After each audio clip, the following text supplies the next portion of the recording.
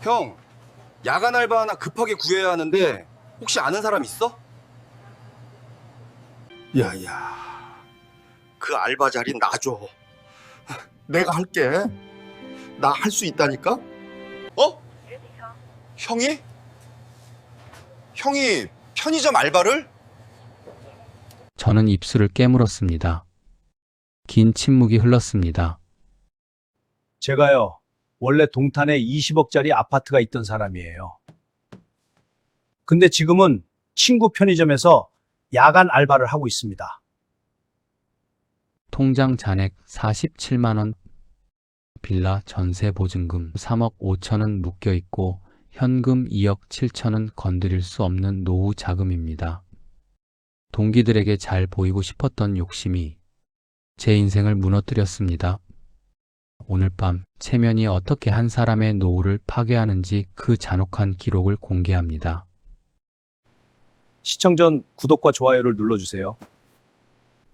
제 실패가 여러분의 노후를 지키는 백신이 될 겁니다. 저는 김재현, 올해 62살입니다. 33년을 우리은행에서 근무했고 2022년 봄 수원지점장으로 정년퇴직했습니다. 퇴직금은 4억 2천만 원이었죠. 수원의 34평 아파트 한 채 시세로 치면 7억 원쯤 되었습니다. 예금과 적금을 합치면 1억 8천만 원 정도 있었습니다. 남들이 보기엔 성공한 인생이었습니다. 은행원으로 성실하게 살았고 가족을 잘 건사했으며 큰 빚 없이 정년을 맞았으니까요. 하지만 제겐 늘 하나의 불만이 있었습니다. 바로 은행 동기들과의 비교였습니다. 우리는 1989년에 같이 입사한 동기 12명이었습니다. 한 달에 한 번씩 만나 술을 마시고 근황을 나눴죠. 표면적으론 우애가 돈독했지만 속으로는 서로를 비교하며 질투하고 있었습니다. 누가 더 높은 직급에 올랐는지, 누가 더 좋은 아파트에 사는지, 누구 자식이 더 좋은 대학에 갔는지요.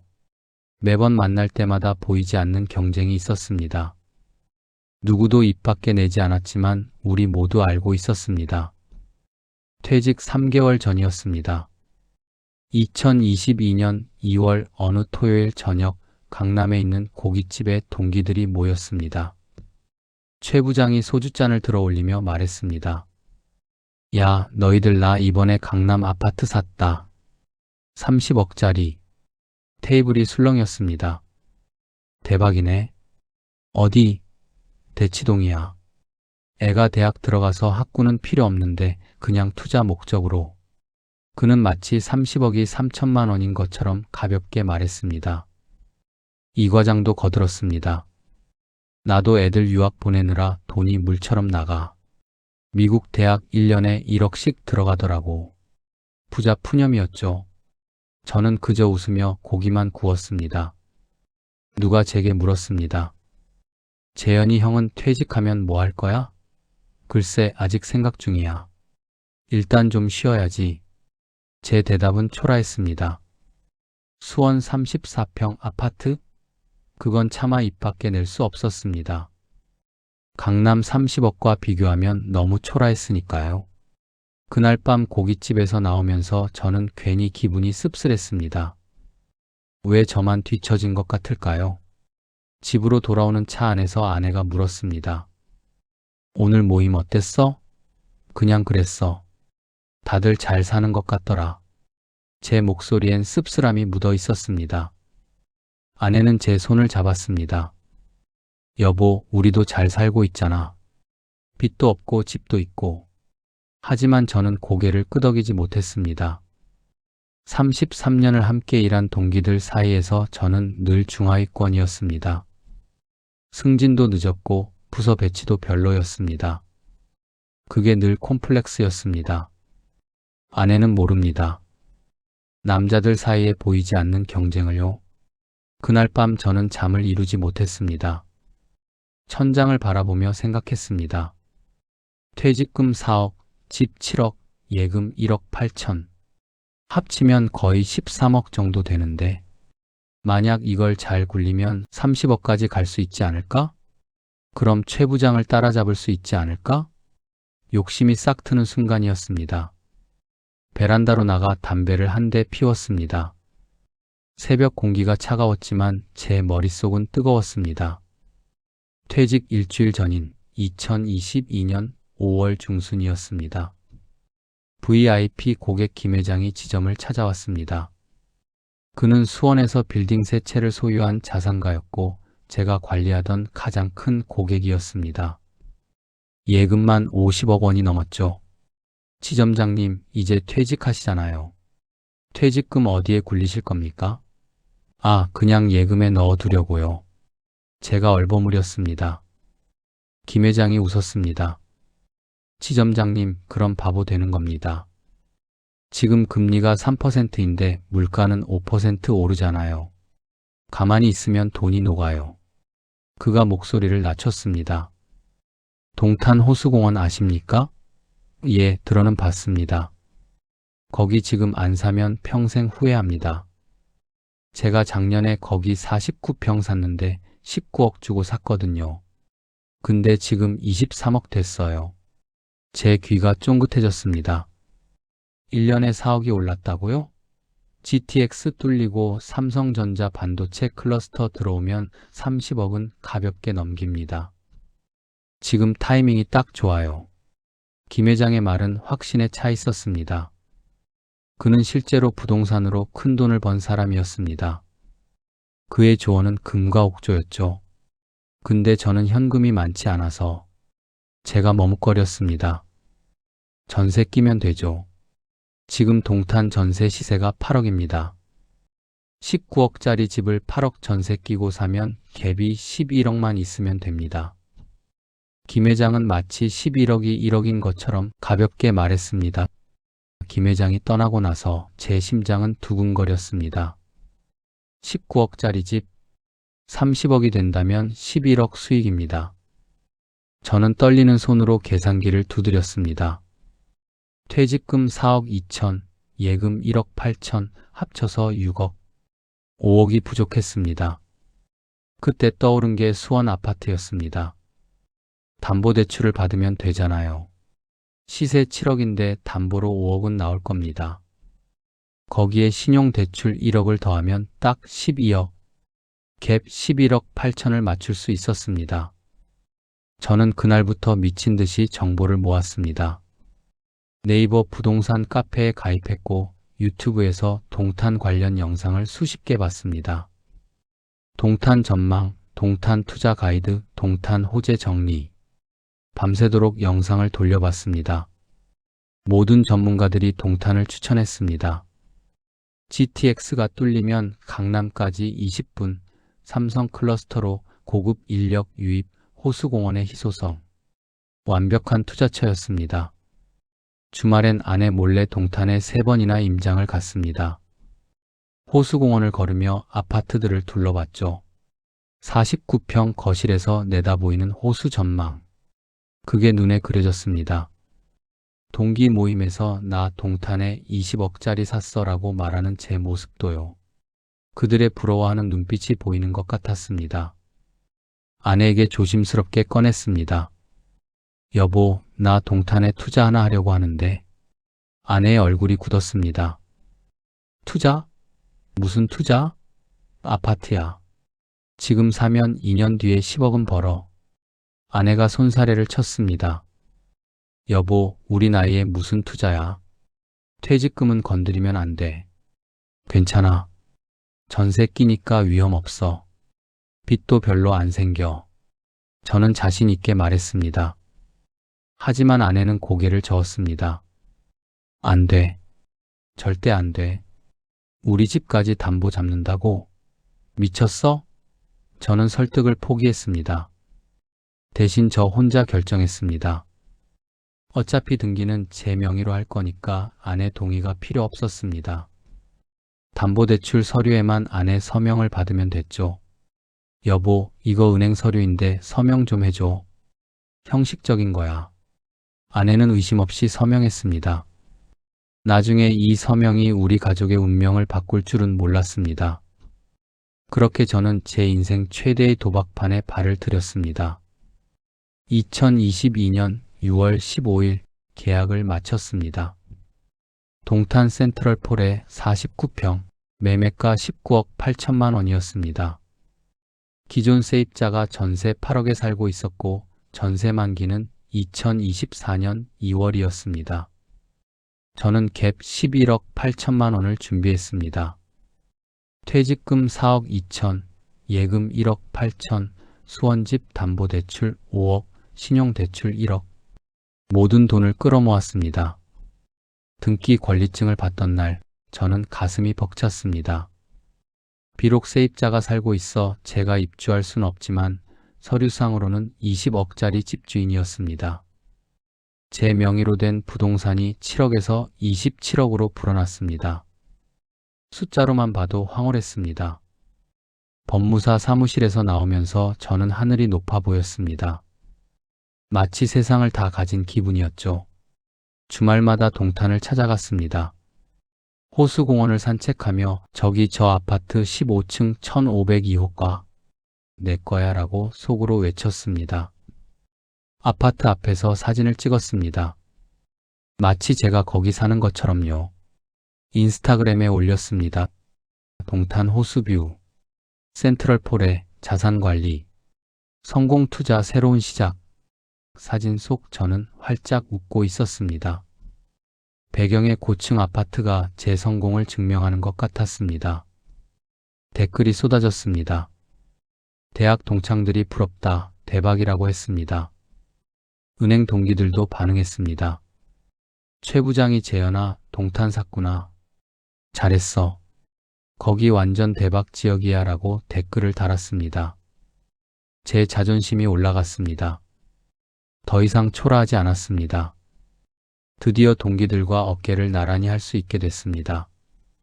2022년 가을 동기 모임이 있었습니다. 이번엔 제가 먼저 말을 꺼냈습니다. 야, 나 이번에 동탄 샀다. 동탄? 어디? 센트럴폴에 49평. 20억 정도 줬어. 테이블이 조용해졌습니다. 모두가 저를 쳐다봤습니다. 미쳤네. 재현이가 제일 잘하는 거 아니야? 박철수가 농담처럼 말했습니다. 하지만 그의 눈빛엔 진짜 부러움이 담겨 있었습니다. 최 부장도 고개를 끄덕였습니다. 동탄은 진짜 좋지. 나도 살까 했는데 타이밍을 놓쳤어. 제 어깨가 으쓱해졌습니다. 33년 만에 처음으로 제가 동기들 위해 서는 기분이었습니다. 그날 저녁 술값은 제가 냈습니다. 50만 원. 아깝지 않았습니다. 오히려 더 내고 싶었습니다. 집으로 돌아오는 택시 안에서 저는 피식 웃음이 났습니다. 드디어 해냈다는 생각이 들었습니다. 2023년 3월 뉴스에서 속보가 떴습니다. 삼성전자 용인에 300조 원 투자. 세계 최대 반도체 클러스터 조성 제 심장이 쿵쾅거렸습니다. 동탄 바로 옆이었습니다. 부동산 시세를 확인했습니다. 센트럴 폴의 49평 호가가 23억으로 뛰어 있었습니다. 3억 2천만 원이 올랐습니다. 1년도 안 돼서요. 제 예상이 적중했습니다. 저는 인스타그램에 뉴스 링크를 공유했습니다. 역시 타이밍이죠. 동탄, 대박 삼성전자 자산 증식. 동기들이 또 부러워했습니다. 댓글이 수십 개 달렸습니다. 저는 매일 아침 부동산 앱을 켰습니다. 호가가 23억, 24억으로 올라가는 걸 보며 흐뭇해했습니다. 비록 제가 그 집에 단 하루도 살아본 적 없지만 종이 위의 숫자는 제 자존심을 세워줬습니다. 수원 아파트에 살면서도 저는 20억 자산가였습니다. 2023년 여름부터 분위기가 이상해지기 시작했습니다. 미국 연준이 기준금리를 계속 올렸고 한국은행도 따라 움직였습니다.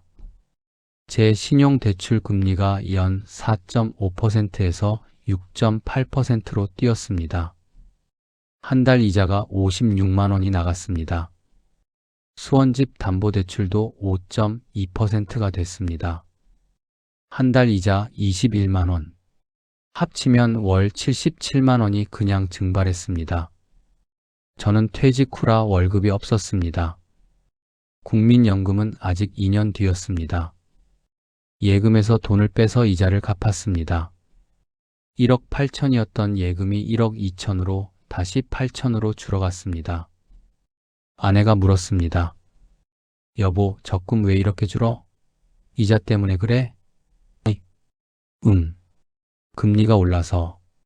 아내의 얼굴이 어두워졌습니다. 더 이상 물어보지 않았지만 불안한 기색이 역력했습니다. 저는 아내에게 동탄 투자의 전모를 말하지 못했습니다. 전세를 끼고 샀다는 것, 수원집을 담보로 잡았다는 것, 모든 빚이 제 어깨에 올라와 있다는 것을요. 말하면 아내가 쓰러질 것 같았습니다. 그래서 저는 혼자 버텼습니다. 매달 77만 원씩 빠져나가는 돈을 지켜보면서요. 2023년 가을 더 큰 공포가 찾아왔습니다. 동탄 세입자에게서 전화가 온 겁니다. 저 내년 2월 만기잖아요. 계약 연장 안 하고 나가려고요. 심장이 철렁했습니다. 아, 그러세요? 혹시 이유가? 전세금이 너무 비싸요. 요즘 시세가 많이 떨어졌더라고요. 다른 데 알아보려고요. 세입자의 목소리는 단호했습니다. 전화를 끊고 부동산에 연락했습니다. 사장님, 지금 센트럴폴의 전세 시세가 어떻게 돼요? 아이고, 지점장님. 요즘 전세 시장 엉망입니다. 8억에 들어왔으면 지금 5억도 힘들어요. 5억요? 8억에서 5억으로요? 제 목소리가 떨렸습니다. 네. 금리 오르니까 전세 대출 못 받는 사람이 많아요. 수요가 없어요.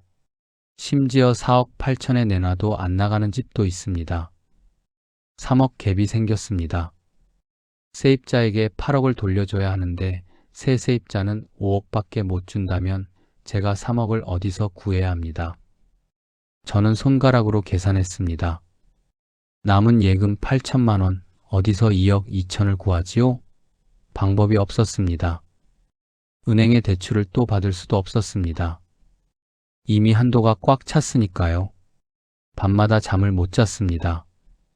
아내는 제가 뒤척이는 걸 알고 있었지만 묻지 않았습니다. 저는 매일 부동산 시세를 확인했습니다.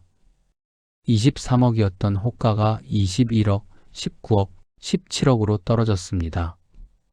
그래도 저는 팔 생각을 못했습니다. 지금 팔면 손해잖아요. 조금만 버티면 다시 오를 거라고 믿었습니다.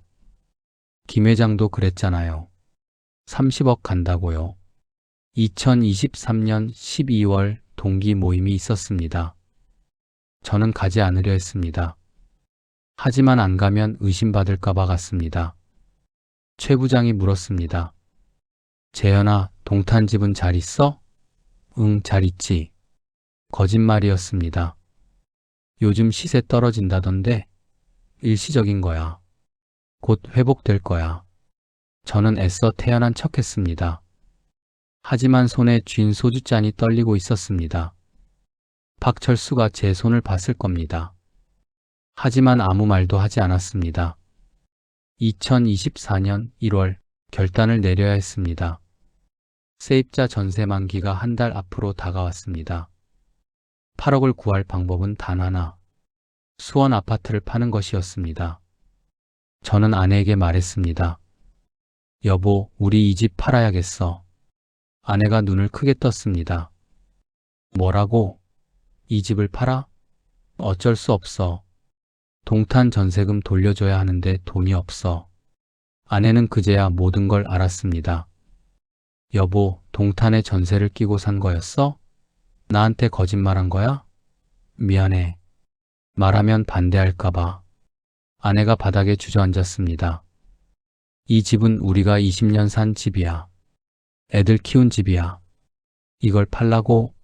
아내의 목소리가 떨렸습니다. 눈물이 주르륵 흘러내렸습니다. 잠깐만 참아. 동탄집 팔면 다 회복돼. 지금은 일시적으로 떨어진 거니까. 하지만 아내는 고개를 저었습니다. 동탄집을 팔아야지. 왜 이 집을 팔아? 지금 동탄 팔면 5억 손해야. 차라리 조금만 버티면. 저는 손실을 인정할 수 없었습니다. 이미 들어간 돈 11억 8천이 아까웠습니다. 그 돈이 제 30년 인생이었으니까요. 아내가 소리쳤습니다. 당신 미쳤어? 손해보기 싫어서 우리 집을 파는 거야? 우리는 어디서 살아? 저는 대답하지 못했습니다. 아내는 방으로 들어가 문을 쿵 닫았습니다. 며칠간 냉전이 이어졌습니다. 아내는 밥도 먹지 않고 방에 틀어박혔습니다. 저는 그 사이 부동산에 연락했습니다. 결국 수원 아파트를 급매로 내놓았습니다. 시세보다 3천만 원 싸대요. 일주일 만에 팔렸습니다. 매매가 7억 원 담보대출 5억을 갚으니 2억이 남았습니다. 거기에 남은 예금 8천을 합쳐 2억 8천. 아직도 2천만 원이 부족했습니다. 저는 카드론을 받았습니다. 금리 14.5%. 미친 금리였지만 선택의 여지가 없었습니다. 은행에서는 더 이상 빌려주지 않았으니까요. 2024년 2월 15일 잔금날이었습니다. 세입자에게 8억을 돌려줬습니다. 새로운 세입자를 구했습니다. 전세 4억 8천만 원, 3억 2천 갭을 제 돈으로 메운 겁니다. 이를 부동산 용어로 역전세 방어라고 하더군요. 하지만 제겐 방어가 아니라 출혈이었습니다. 우리는 짐을 쌌습니다. 20년을 살던 집을 떠났습니다. 이사 가는 날 아내는 울었습니다. 현관문을 나서면서 뒤를 돌아봤습니다. 거실에 남아있던 아이들 성장 사진, 벽에 붙였던 가족 여행 사진들, 모든 추억을 두고 가야 했습니다. 미안해. 내가 잘못했어. 저는 고개를 숙였습니다. 아내는 제 손을 뿌리치고 먼저 걸어갔습니다. 우리가 이사 간 곳은 경기도 화성의 낡은 빌라였습니다. 전세 3억 5천만 원, 25평이었습니다. 34평에서 25평으로 줄었습니다. 창문 밖으로는 시멘트 벽만 보였습니다. 이사짐센터 직원이 말했습니다. 사장님, 짐이 너무 많아요. 절반은 버려야 합니다. 우리는 가구를 버렸습니다.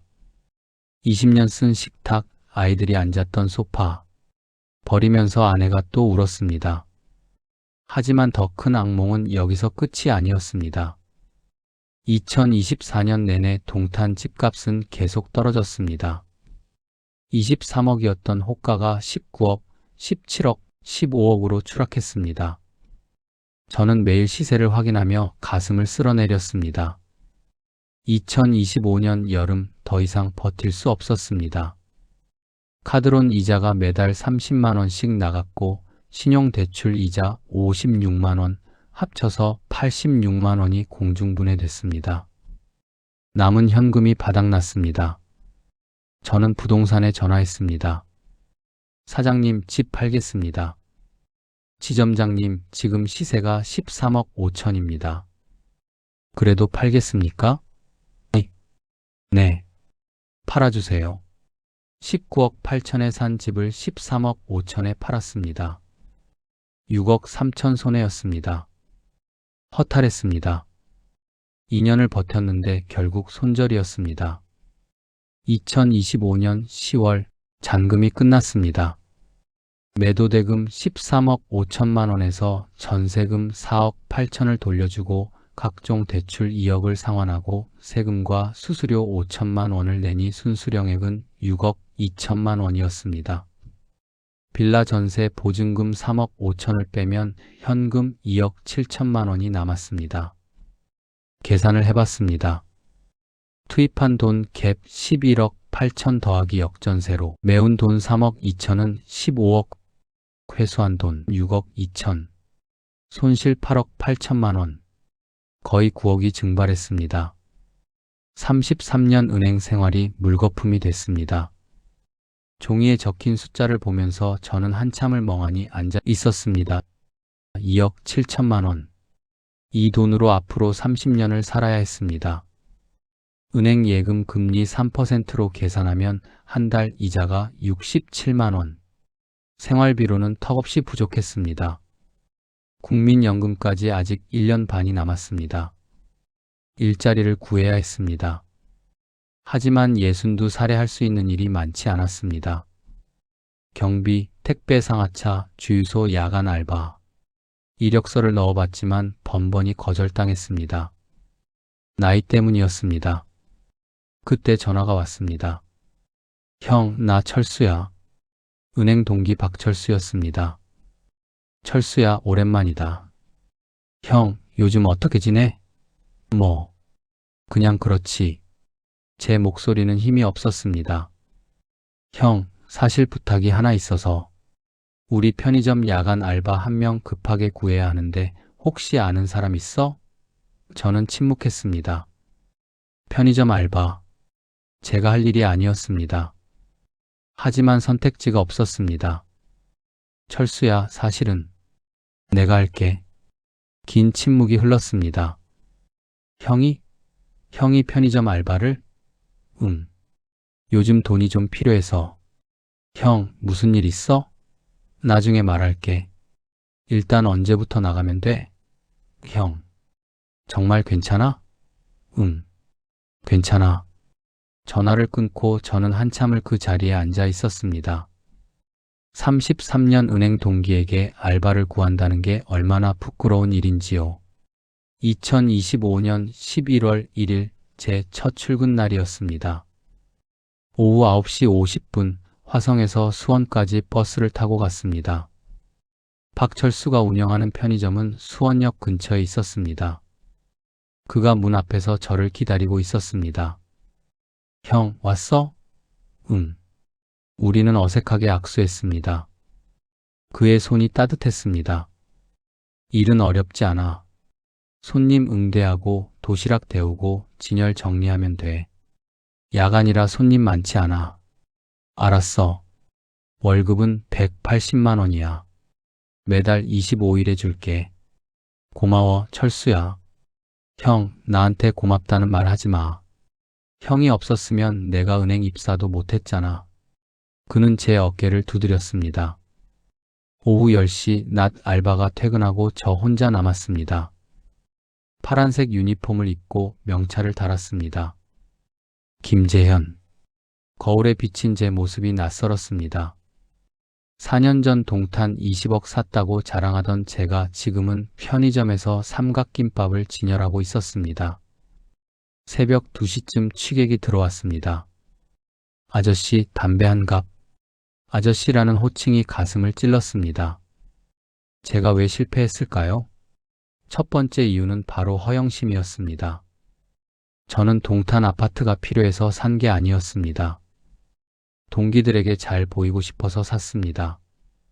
SNS에 자랑하고 싶어서 샀습니다. 투자가 아니라 과시였습니다.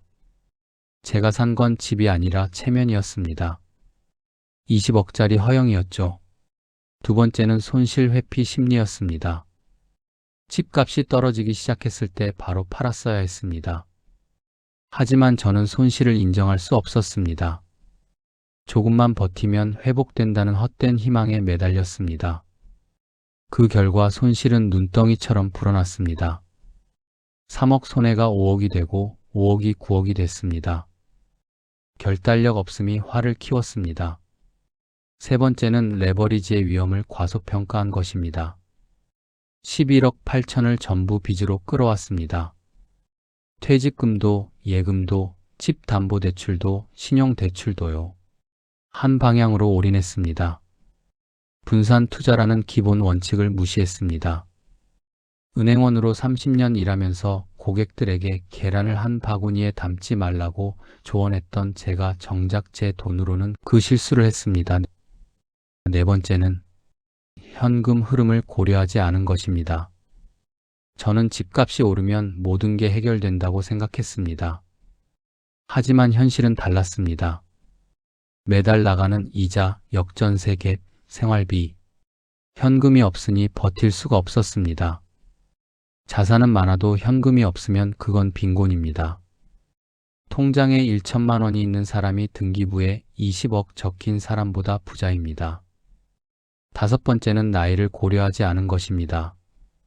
저는 60살에 공격적인 투자를 했습니다. 젊을 때는 넘어져도 다시 일어날 시간이 있습니다. 하지만 60에 넘어지면 끝입니다. 재기할 시간이 없습니다. 노후 자금은 지키는 게 최우선이어야 했습니다. 수익률보다 안정성이 중요했습니다. 여섯 번째는 전문가 조언을 맹신한 것입니다. VIP 고객 김 회장의 말을 철석같이 믿었습니다. 하지만 그 사람은 현금이 수십억 있는 사람이었습니다. 저처럼 전 재산을 걸고 투자한 게 아니었습니다. 같은 투자라도 현금 여력에 따라 위험도가 완전히 다릅니다. 부자의 조언이 가난한 사람에겐 독이 될 수 있습니다. 일곱 번째는 체면 때문에 도움을 청하지 못한 것입니다. 동기들에게 나 망했어라고 말할 용기가 없었습니다. SNS에 올린 화려한 사진들이 부끄러워서 진실을 숨겼습니다. 만약 진작 손실을 인정하고 주변에 도움을 청했다면 9억까지 잃지는 않았을 겁니다. 체면이 제 발목을 잡았습니다. 자존심이 저를 파괴했습니다. 지금 저는 편의점에서 밤 10시부터 6시까지 8시간 근무입니다. 도시락을 데우고 담배를 진열하고 술 취한 손님을 상대합니다. 월급 180만 원. 은행 지점장 시절 명함값에도 못 미치는 돈이지만 이 돈은 제 땀과 노동의 정직한 대가입니다. 누구에게 빌린 돈도 아니고 누구에게 허세 부릴 필요도 없는 깨끗한 돈입니다. 새벽 3시쯤 되면 가장 고요합니다. 손님이 뚝 끊기는 시간이죠. 저는 진열대를 닦으며 생각합니다. 4년 전 제가 얼마나 어리석었는지요. 동기들 앞에서 잘난 척하려고 인생을 걸었습니다. SNS 좋아요 몇 개 받으려고 9억을 날렸습니다. 허영이라는 괴물이 저를 집어삼켰습니다. 하지만 지금은 평온합니다. 빌라 전세 3억 5천에 살지만 빚은 없습니다. 현금 2억 7천도 건재합니다. 편의점에서 월 180만 원 벌고 예금 이자로 월 67만 원 받으니 한 달에 247만 원입니다. 생활비 150만 원 쓰고도 100만 원을 저축할 수 있습니다.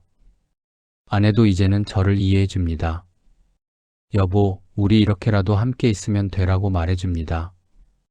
20억짜리 집에 살면서 매달 수백만 원씩 빚이 늘어나던 시절보다 3억 5천짜리 빌라에 살면서 100만 원씩 저축하는 지금이 훨씬 더 부자입니다.